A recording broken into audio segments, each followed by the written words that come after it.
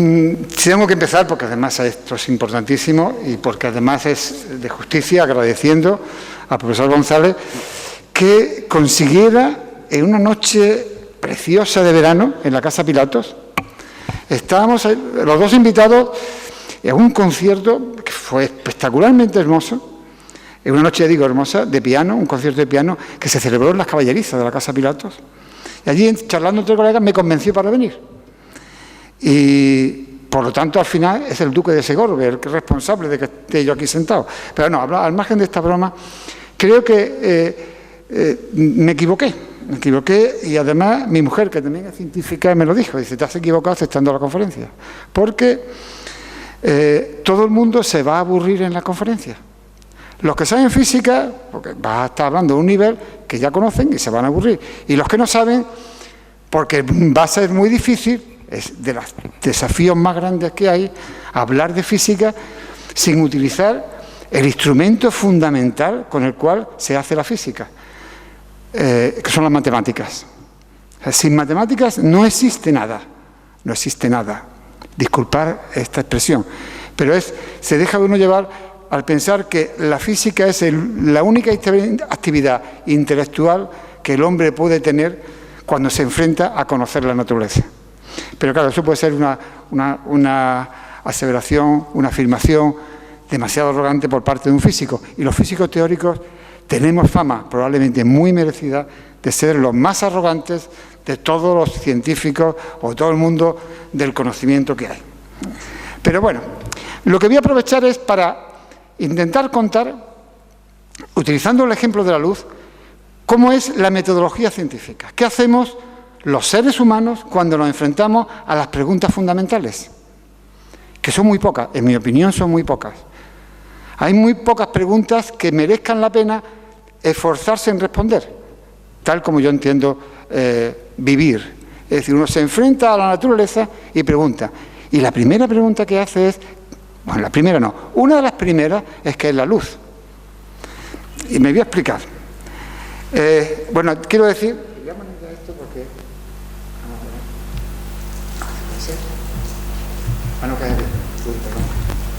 que conozco igual que el mío, este año, el año 2015, fue declarado por la ONU el Año Internacional de la Luz. Entonces, aprovechando eso, voy a intentar, aprovechando que era ese el año al que se dedica como actividad divulgadora científica, la luz, decidí hablar sobre esto. Y entonces, la cuestión es, el hombre cuando dice ¿qué es la luz?, ¿qué es la decisión que toma? Bueno, pues siempre va a ser lo mismo, siempre va a hacer la misma actividad. Algo lo ha adelantado el profesor González. El hombre se dedica, el ser humano, a observar, a reflexionar y a modelar. Si observa con cuidado y con precisión, y si además tiene instrumentos de observación, mucho mejor. Si reflexiona con tranquilidad y con suficiente amplitud de mira, mucho mejor. Y finalmente, si modela, si presenta un modelo matemático, el único instrumento para poder después presentar resultados en las matemáticas, modela lo que está haciendo, pues todavía mejor. Desgraciadamente, cuando uno empieza a querer saber cuándo se enfrentó el ser humano con la luz, encuentra... Esto es aquí. Encuentra el libro del Génesis, que es la primera vez. Disculpe, pero esto ha sido fue lo que yo encontré. Probablemente alguno sea capaz de leerlo, pero yo no, pero es la versión hebrea del primer libro del Génesis. Lo que sí es cierto es que los 5 versículos que quería escribir, que quería reproducir aquí, me ha costado muchísimo trabajo encontrarlos en español. De hecho, un poquito más cómodo. De hecho, lo que he encontrado ha sido esto, lo más interesante para poder mostraros de cuál es hace casi 30 siglos, el ser humano se enfrenta y lo escribe, porque si se enfrenta y no lo escribe y no es capaz de transmitirlo, en mi opinión no sirve para nada, tiene que escribirlo para que pueda ser contrastado. Y escribe algo tan hermoso como esto. Él dice, ¿de dónde proviene la luz? Y da una explicación. y da una explicación. Y dijo, el principio creó Dios el cielo y la tierra. Eso es no relevante. La tierra estaba desordenada y vacía, y las tinieblas estaban sobre la faz, o sea, el abismo, el umbral del abismo. Y el Espíritu de Dios se movía sobre la faz, o sea, la superficie de las aguas. Y dijo Dios, sea la luz. Y fue la luz. O sea, él busca una explicación, ese ser humano, para explicar lo que cree que es lo más importante a la hora de entender el universo. Claro, no tiene ni un espectrofotómetro, ni tiene un satélite para poder medir distancia entre planetas o entre galaxias, no tiene nada para hacer eso. Tiene observar, dice, bueno, pues me busco a alguien que lo haya creado, o algo que lo haya creado. Y después llamó Dios a la luz día y a las tinieblas llamó noche. Yo quería resaltar en estos 5 primeros versículos del Génesis la importancia que le da el autor a algo que, de lo que no voy a hablar aquí, pero que sí, como investigador me interesa mucho, que es el agua. Le da una importancia fundamental al agua. Dios se movía sobre la superficie de las aguas. O sea, el agua es fundamental y ya está en el Génesis hace casi 3000 años. Después hay otro problema que le sigue asustando y sigue preocupando a los seres humanos cuando se enfrentan a la descripción de la naturaleza. Es el concepto de vacío. Está también escrito ahí el vacío. Y finalmente la luz como principio de todo. Y repito, hace 3000 años de esto.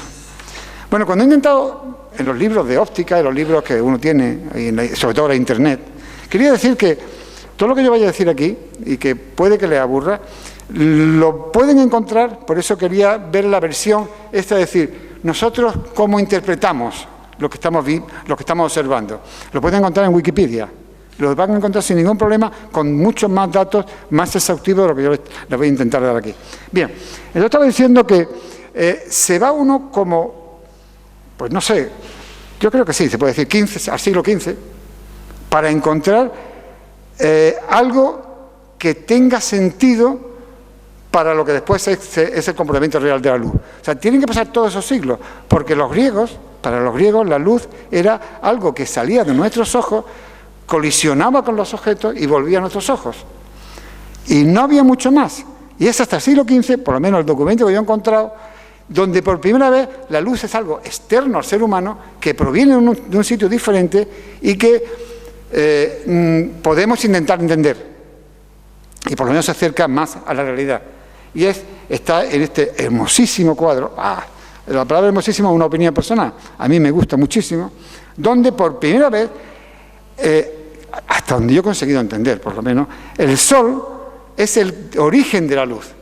Y va hacia la tierra, el ser humano, la Virgen, como uno quiera. Pero ya ahora, por primera vez, la luz proviene de un campo externo, de un sitio externo al ser humano. En este caso, la luz viene del sol. Y el ojo aparece como receptor de la luz.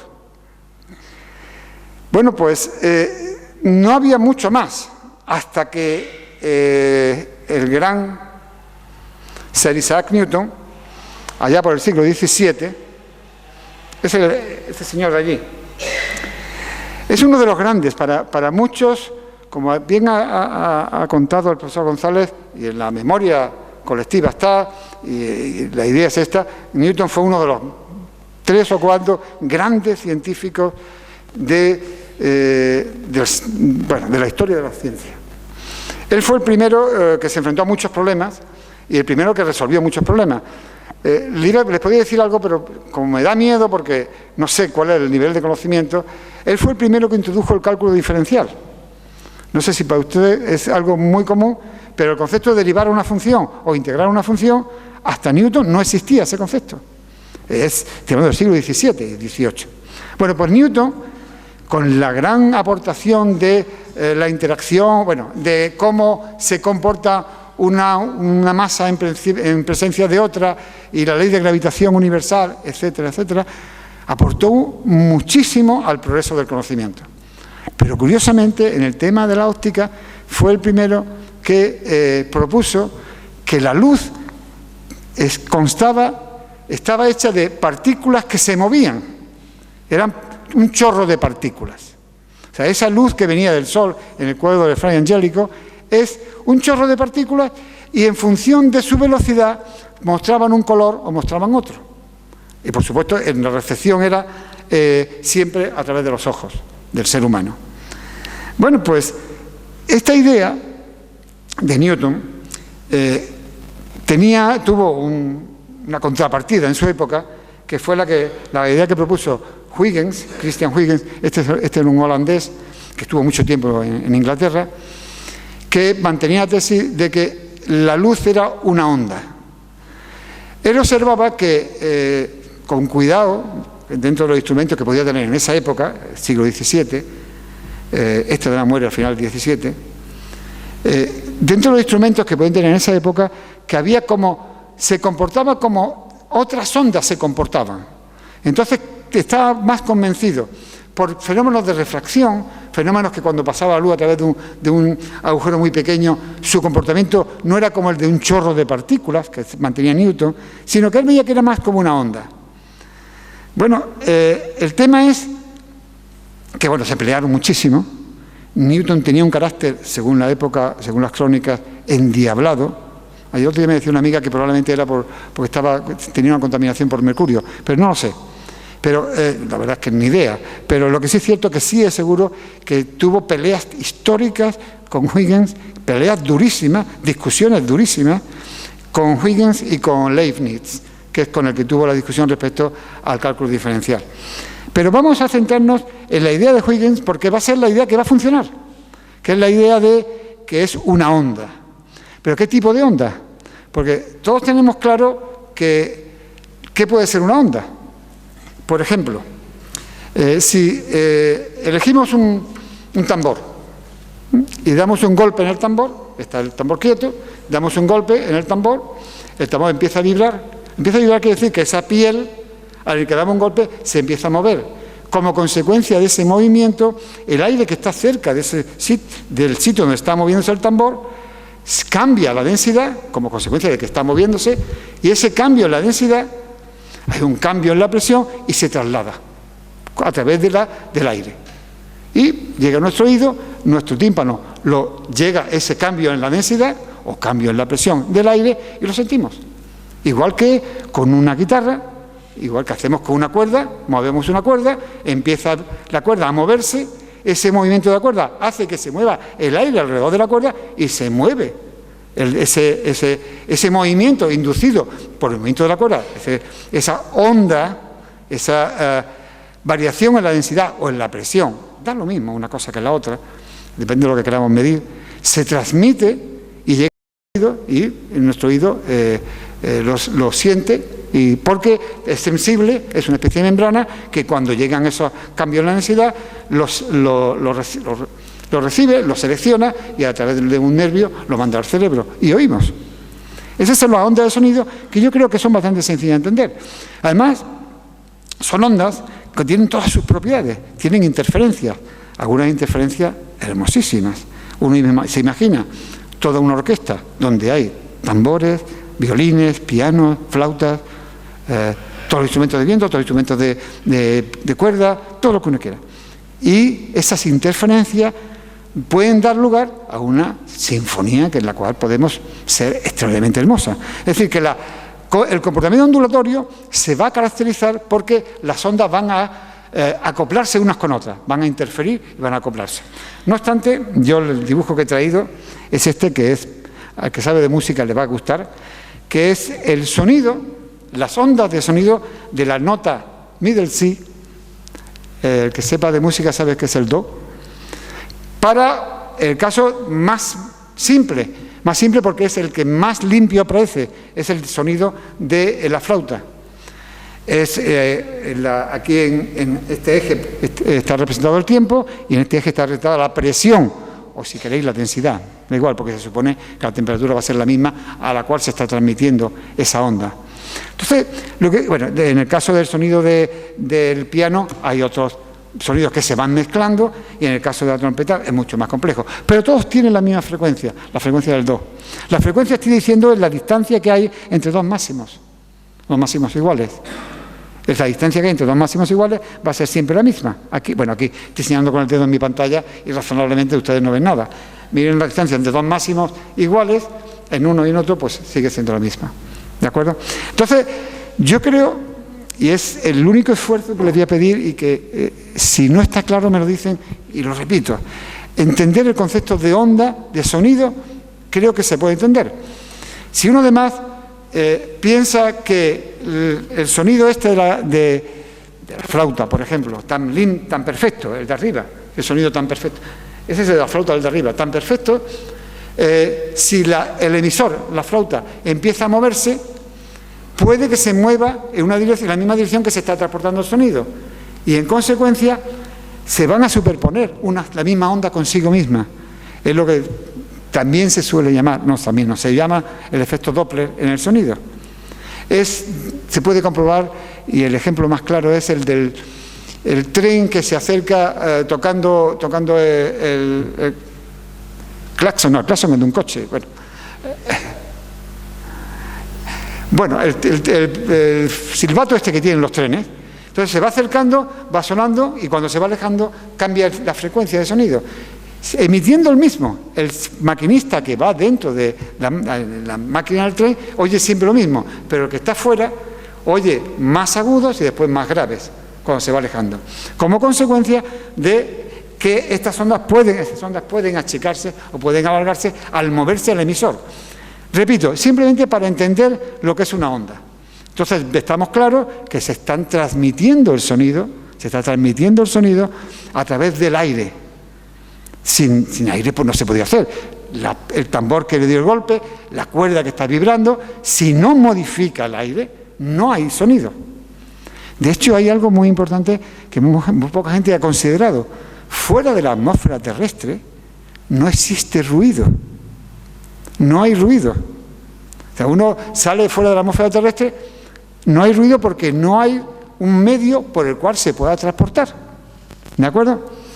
Bien, si ya tenemos esto claro, este es un ejemplo que a mí me gustó tanto que tenía que ponerlo. Ese es el ejemplo claro de cuando hay dos puntos que están, un violín y un tambor, y un timbal, como quierais, están en una orquesta tocando, y el movimiento de los dos llega a un momento y se acoplan. Entonces, este es el ejemplo de la izquierda es este ejemplo de laboratorio, pero el de la derecha es tan bonito, los dos patitos moviéndose en un estanque, que en principio podía estar quieto, y empiezan a moverse, y empiezan a mandar ondas, y cuando llegan a un sitio se superponen unas con otras, y parecen esas figuras tan preciosas de superposición de ondas. En este caso, el medio en el que se está transportando la onda es el agua. Entonces, esto está muy bien, o sea, es exactamente igual que en el caso del sonido cuando se transportaba en el aire. Bien, entonces ya llegamos a uno de los momentos más importantes en la historia, yo creo que es muy arrogante por mi parte, lo voy a decir, pero lo voy a decir, en la historia de la humanidad. Es el experimento de la doble rendija de Thomas Young. Thomas Young, con la luz, hizo lo mismo que los patitos. Mandó un rayo de luz, llegaron a dos puntos, entonces ya tengo ahí los dos patitos, y observó interferencias. Las ideas un poco aproximadas de Huygens con Thomas Young llegaron a concretarse.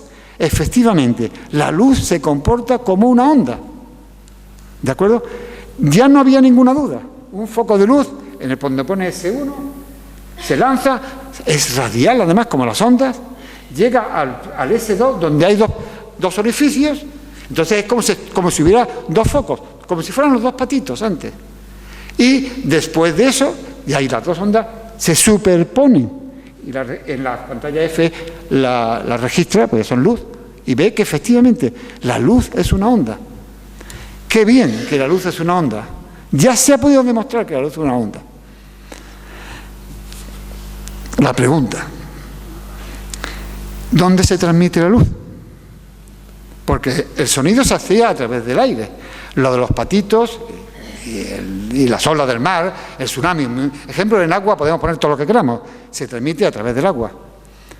¿A través de qué se transmite la luz? Bueno, pues ni corto ni perezoso, Huygens lo dijo, y Young lo asumió, y así va a estar durante un tiempo. Una materia que no sabemos lo que es, pero que tiene que estar, porque claro, necesitamos un medio para transmitirse la onda.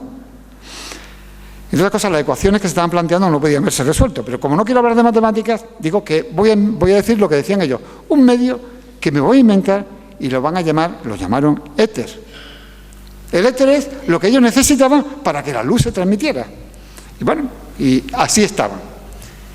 Dos personas muy importantes, sobre todo uno de ellos, Agustín Fresnel, francés, había que decirlo propiamente, mi francés cada vez está peor, más olvidado, fue el primero que hizo un modelo teórico, antes, lo que hablaba antes, se observa, se reflexiona, el primero que hace un modelo teórico sobre la luz, sobre esas ondas de luz, y utilizando el éter como medio en el cual se transmite, es Fresnel. Pero el más importante, y después de haber preparado la conferencia, tenía que haber dedicado la diapositiva exclusivamente a él, porque este sí que fue un tipo importante, Michael Faraday. Faraday es extraordinariamente importante porque fue el primero que introdujo el concepto de campo. Esto es algo que a los físicos nos gusta mucho. El campo. Y el campo es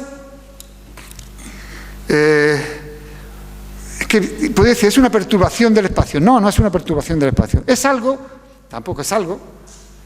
El campo se manifiesta cuando hay algún objeto físico que lo pone de manifiesto. Es una definición pésima, pero me voy a explicar. Campo gravitatorio. ¿Qué es el campo gravitatorio? Estamos sobre la superficie de la Tierra, el campo gravitatorio está aquí. Pero si yo no pongo una masa y la suelto y cae, el campo gravitatorio no se manifiesta. O sea, el campo gravitatorio es un invento del ser humano. Michael Faraday, no el campo gravitatorio, sí como campo.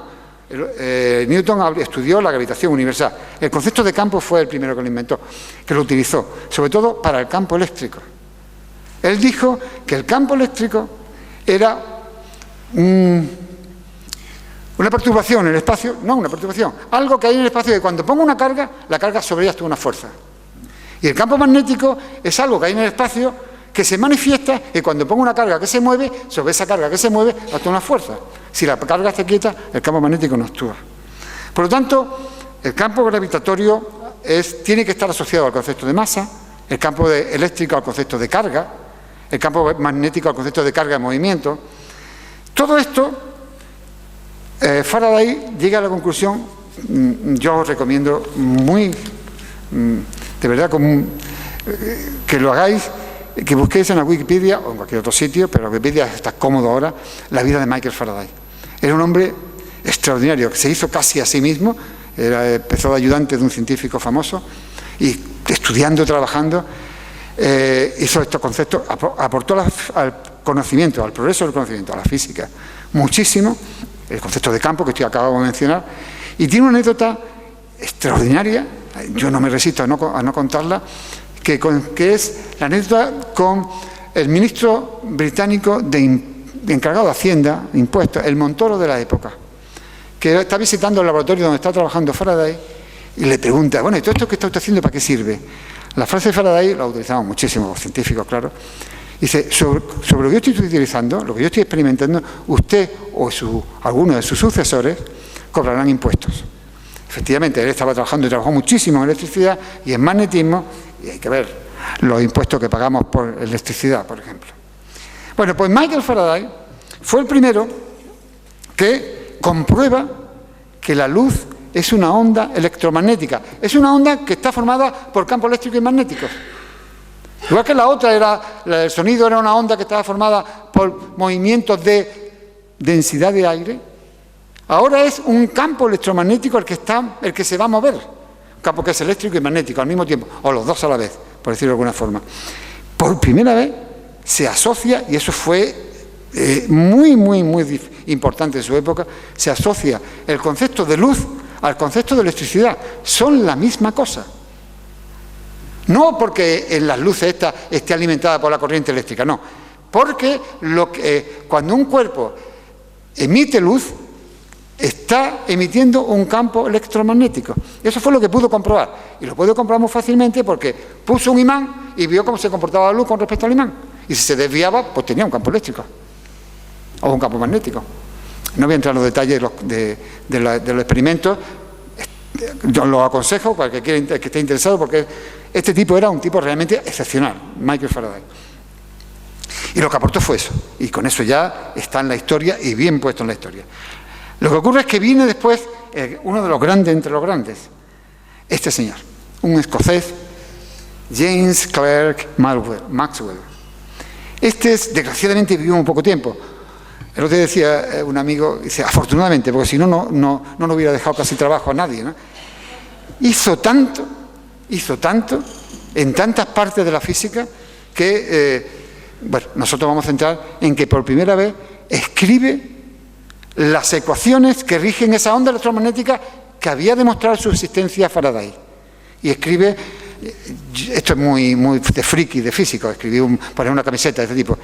Escribe las ecuaciones, no God said. Dios no dijo las ecuaciones de Maxwell.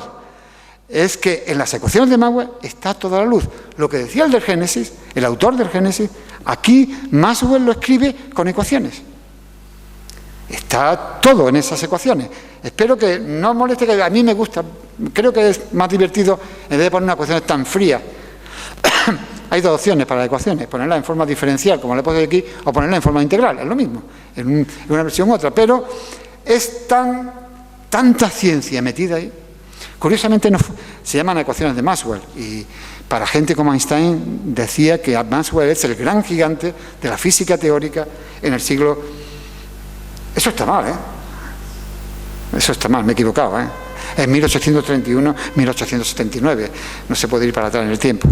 No se puede ir para atrás en el tiempo. El que quiera decir eso, que piense que no es mentira. Eso puede hacer quizá películas, pero nada más. Pero bueno, en 1831, 1879. En el siglo XIX es la piedra fundamental que sirve para construir toda la física que después en el siglo XX se construye. Veremos que la fecha clave para la nueva física va a ser 20 años después de la muerte de Maxwell. 1899, pero estoy adelantando acontecimientos. Entonces, ya tenemos que Maxwell, tenemos sus ecuaciones y tenemos todo perfectamente hecho. Repito, Einstein decía que el gran gigante del conocimiento del siglo XIX, que cuando he visto 20 ahí me sorprendía, del siglo XIX fue Maxwell, James Clerk Maxwell, un escocés que desgraciadamente murió joven, o afortunadamente, como decía este amigo mío. Pero cuando uno se pone a trabajar con esto, dos tipos muy listos, Rayleigh y Jeans, hacen cálculos, se ponen a hacer cálculos. Y ahora tengo que contaros un modelo para poder hacer teoría, que se llama el modelo del cuerpo negro. Ahora os cuento esta figura. El modelo del cuerpo negro es, imaginad un cuerpo que toda la radiación electromagnética que le llega, la absorbe. Toda la que le llega la absorbe. No refleja ninguna. Y entonces, toda la emisión que va a emitir, porque todos los cuerpos emiten radiación, viene dada por la temperatura de ese cuerpo. Lo voy a contar de otra forma que sí lo van a entender. Imagínense una habitación completamente oscura y una barra de hierro. Y la barra de hierro, como está completamente oscura, no se ve nada. Y empiezo a calentar la barra de hierro. Empiezo a aumentar la temperatura. Al aumentar la temperatura, empiezo a ver el hierro. Llega un momento en que lo veré, pues se pone al rojo vivo, decimos. Se está emitiendo en el rojo. O nosotros lo vemos en el rojo. O en algo parecido al rojo. Quiero decir que los cuerpos emiten radiación electromagnética, todos, como consecuencia de que absorben, de que reflejan la que le llega de las lámparas, del sol, o como consecuencia de la temperatura que tienen. O sea, dentro de todos los cuerpos está formado por electrones, estos electrones se mueven y al moverse pues mandan, ellos son así. Toda partícula cargada emite un campo eléctrico y un campo magnético, un campo electromagnético. Y si se mueve de forma periódica, igual que el patito en el lago, va a emitir una onda electromagnética. Igual, o parecido, claro. Entonces, el concepto ese de cuerpo negro es el que va a emitir radiación solo por su temperatura. Esto es un modelo teórico. Hay bastantes experimentos que se pueden acercar mucho al modelo teórico. Bueno, el tema es que el modelo teórico basado en las ecuaciones de Maxwell, es esta ley que pone aquí, ley de Rayleigh-Jeans, la línea roja esa. Entonces esta es la energía que va a emitir un cuerpo a la temperatura de 1500 grados Kelvin. Nosotros siempre medimos en Kelvin, somos así. Es bastante sencillo de entender. El Kelvin es una forma de medir la temperatura magnífica, porque el cero es inaccesible. O Entonces, si nosotros medimos en Kelvin la temperatura de los cuerpos, es porque a 0 grados Kelvin no se puede llegar nunca.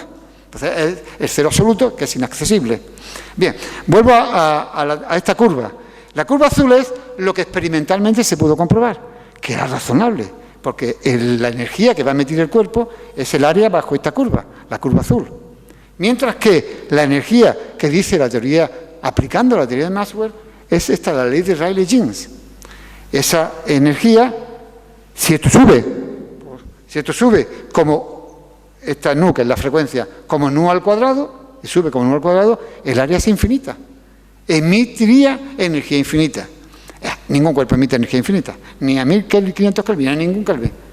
Algo estaba mal en la teoría de Maxwell o en el desarrollo de la teoría de Maxwell. Bueno, pues voy a ponerlo de otra forma, esta curva otra vez. Esta que es más bonita. Bueno, es la misma curva de antes, pero ahora en vez de poner frecuencias pongo longitudes de onda, que es el inverso. Es exactamente la misma curva. Ahora decae cuando crece la longitud de onda y crece cuando disminuye la longitud de onda. Bien, el espectro de donde nosotros vemos está aquí. Yo señalo aquí siempre, es la parte que llama visible, el tema del infrarrojo. La teoría clásica, 5000 Kelvin, dice que es esto. Y lo que dicen los experimentos es todo lo contrario, que es finito, que es esto. Bueno, a esto se le llamó durante mucho tiempo la catástrofe ultravioleta. Bien, entonces tenemos dos problemas que la teoría, voy a llamarme clásica, de la luz, de la onda electromagnética, Faraday-Maxwell, no es capaz de explicar. En primer lugar, no se sabe qué es el éter. Y en segundo lugar, no se sabe qué pasa. Se llama ultravioleta porque empieza en la región del ultravioleta, donde en la temperatura, a temperatura cerca del ultravioleta, a la frecuencia o longitud de onda cerca del ultravioleta, donde aparece esta divergencia respecto al dato teórico. Bien, entonces no se sabía ni qué era el éter, ni cuál era el problema que conducía a la catástrofe ultravioleta. Bien, entonces el problema del éter se resolvió relativamente pronto. Y fue con un experimento que también tenga mucho interés, en la Wikipedia lo puede ver con mucho detalle, pero es muy divertido el experimento, que es el experimento de Michelson-Morley. Consistió en poner espejos y lanzar un rayo de luz, y si hubiera sido un rayo de sonido, una onda de sonido, hubiera llegado, porque llegaba a un sitio, se reflejaba, volvía para atrás, iba a otra dirección, se reflejaba, volvía al mismo sitio. En definitiva, que tenía que haber un desfase de uno respecto de otro, y no aparecía. Entonces se llegó a la conclusión de que el éter no existía. Entonces, este es un momento importante en el razonamiento que yo hablaba al principio, de que muchas veces utilizamos instrumentos para explicar, nosotros llamamos fenomenología, o fenómenos naturales, instrumentos para explicarlos que puede llegar un momento que sean inútiles. Y como son inútiles, se tira la papelera. El éter se tiró la papelera. Se comprobó que la velocidad de la luz, la velocidad con que se movía la luz, era independiente de cualquier dirección en que se hiciera. Por supuesto, la velocidad de la luz depende del medio en que se transmite. Pero en el vacío se puede transmitir y se transmite. De hecho, no existe, como el éter dejó de existir, no es necesario para la luz que viene de las estrellas, o de las estrellas más cercanas, que es del Sol. Conclusión, no existe el éter. Conclusión del experimento del Michelson-Morley. No es que yo haya concluido aquí con un argumento absolutamente definitivo, porque hay que ver el experimento, y en el experimento se demuestra que el éter no existe. Bueno, ya el tema del éter ya está resuelto. La luz se va a mover en el vacío, sin problema ninguno, sin ningún tipo de dificultad. Se va a mover porque es una onda electromagnética, que no necesita ningún medio. Pero claro, ¿cómo resolvemos el problema de la catástrofe ultravioleta?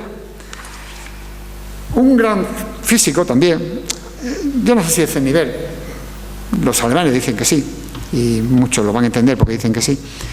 Yo creo que sí, que fue importante, muy importante. Hace lo que él denominó un acto de desesperación para resolver el problema de la catástrofe ultravioleta. Porque no hay solución a la catástrofe ultravioleta con la teoría de Maxwell. Aquí está todo perfectamente claro. Cuando escribo o dibujo los resultados con distintas frecuencias a una cierta temperatura, según la teoría, la energía que emite el cuerpo es infinita. Y lo que dice la verdad es que son las curvas azules o la curva verde, depende de la temperatura. ¿De acuerdo? Entonces, ¿qué ocurre? Que algo tiene que estar funcionando mal en la teoría. Y Max Planck, el nombre este yo estaba, el que decía antes, hace lo que él define, y así se lo escribe un amigo, un acto de desesperación. Y propone que la energía de las ondas electromagnéticas eran proporcionales a la frecuencia de la onda. Solamente era como un cierto valor proporcional a la frecuencia. Solamente se permitían ciertos valores. Era la constante multiplicada por la frecuencia.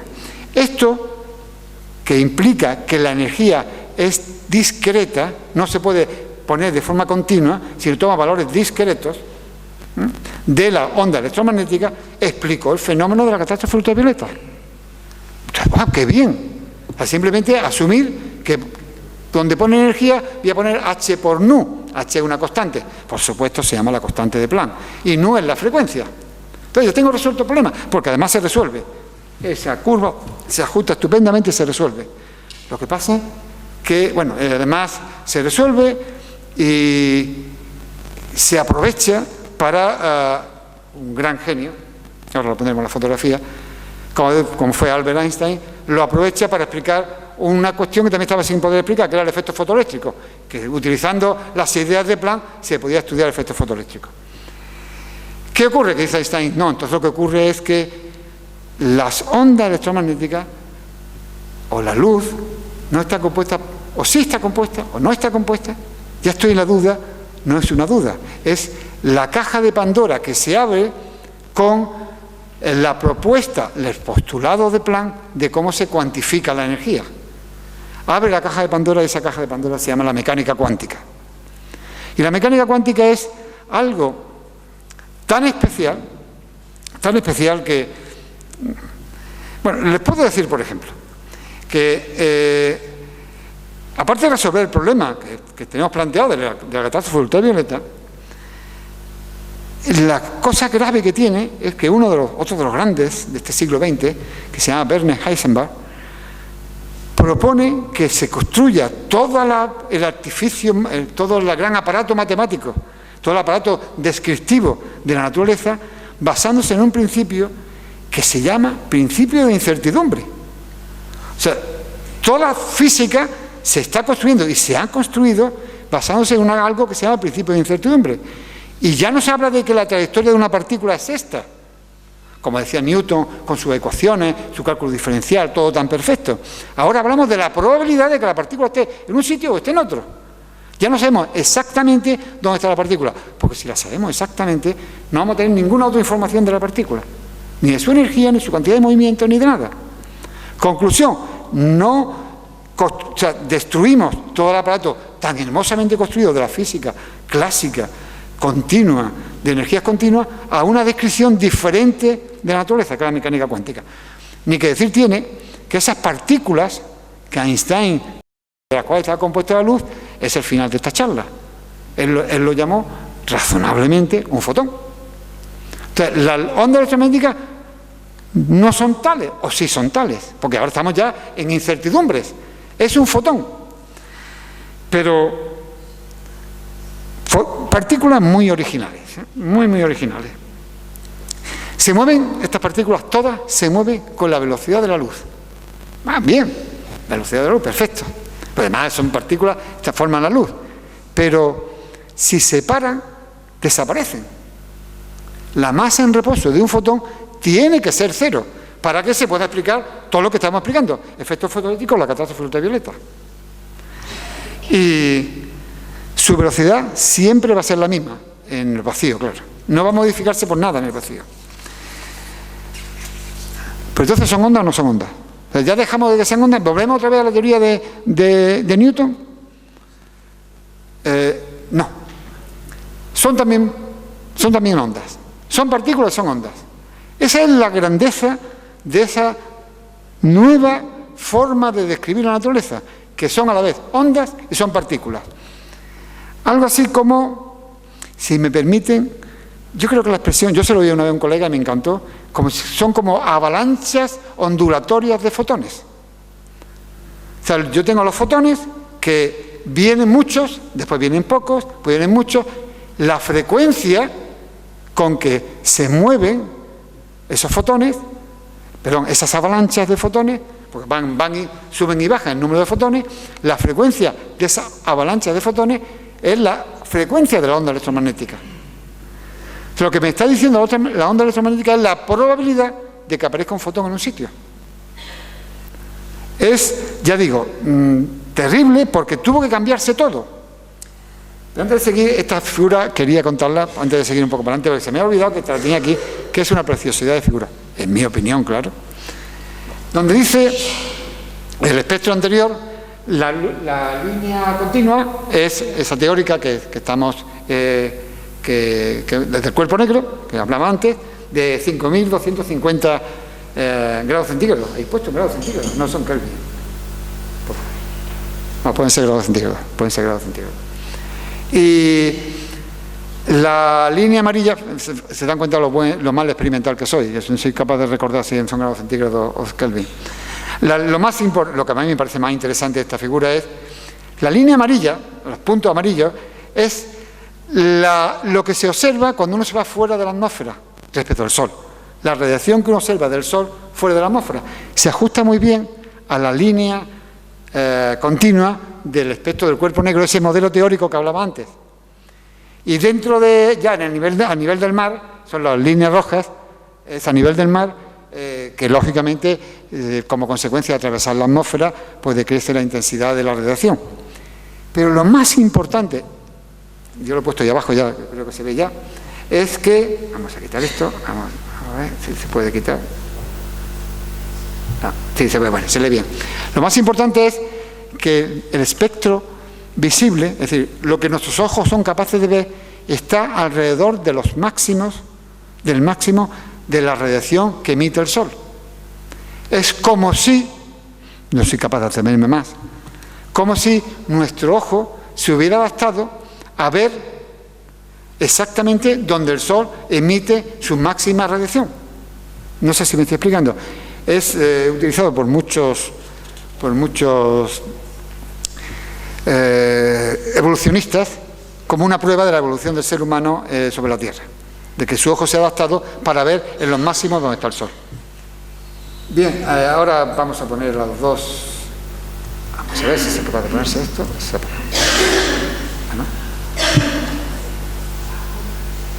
¿Se ha bloqueado? Qué bien.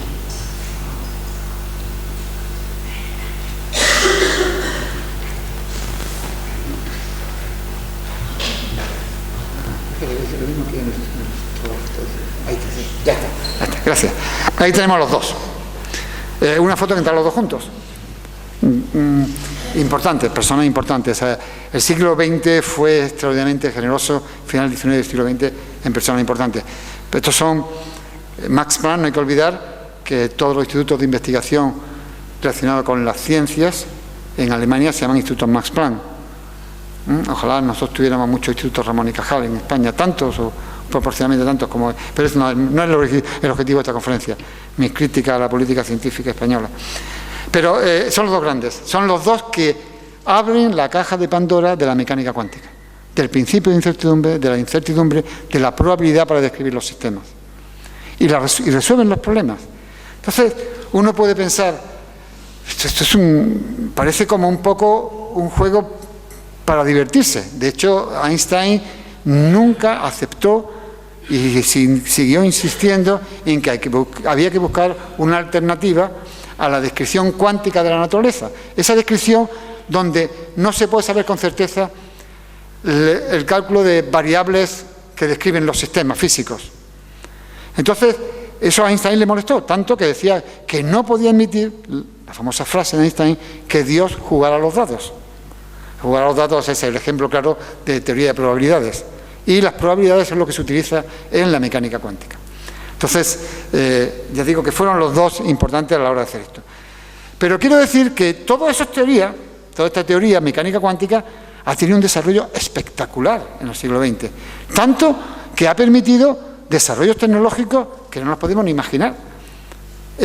Sin la mecánica cuántica no se hubiera podido entender el efecto túnel, y sin el efecto túnel no se podría haber entendido el transistor o la unión PN, sin la unión PN no se podría haber entendido el transistor, así. O sea, el desarrollo tecnológico en la que se ha basado como consecuencia de habernos creído que la mecánica cuántica funciona, porque funciona, eso ha sido espectacular. Yo he querido traer un ejemplo de eso.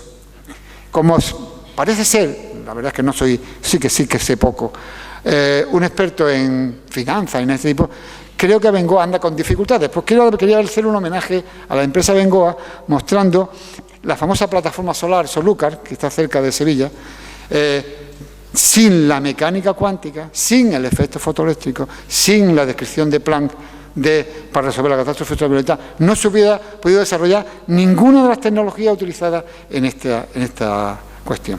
Yo creo que eso ya está resuelto y en el momento en que se resuelva un problema, esto es muy atrevido por mi parte, pero bueno, para eso soy físico teórico y ya digo, tenemos fama de arrogante.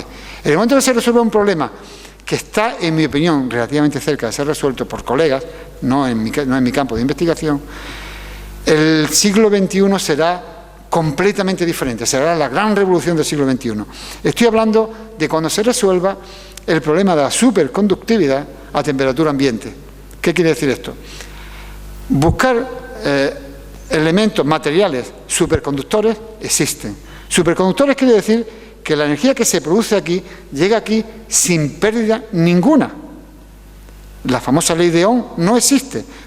El cobre, el nuevo material no tiene pérdida, no pone resistencia ninguna a estos materiales superconductores. Entonces, cuando podamos tener eso, hasta ahora se tiene a temperatura muy baja, pero se está progresando, acercándose a encontrar materiales superconductores a temperatura ambiente.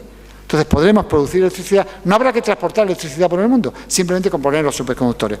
Yo digo, ese día, junto con la producción de energía a través de técnicas, son atómicas, o sea que la física atómica aquí ha jugado un papel muy importante, igual que la física nuclear, sobre todo la física atómica, en buscar materiales que sean capaces desde el punto de vista de la física atómica molecular, para encontrar materiales que sean capaces de absorber bien la radiación, etcétera, etcétera. Bien, quiero decir que yo creo que en poco tiempo, yo creo que voy a ser capaz de verlo, voy a vivir suficiente para que en los próximos 30 años se encuentre el material superconductor de temperatura ambiente, se puede encontrar eso. Bien, yo creo que ya es la última transparencia la que voy a contar, esta es que no me resistí a ponerla. Uno de los también seres humanos importantes en la historia de la humanidad, el siglo XVIII-XIX, Goethe, cuando estaba, por cierto, preparando la charla, yo no lo sabía, escribió un libro sobre la teoría del color. Goethe, o sea, era humanista, escritor, poeta, sobre todo creó lo que todo el mundo piensa es poeta. Una de sus novelas, para muchos, es la novela más importante, junto con El Quijote.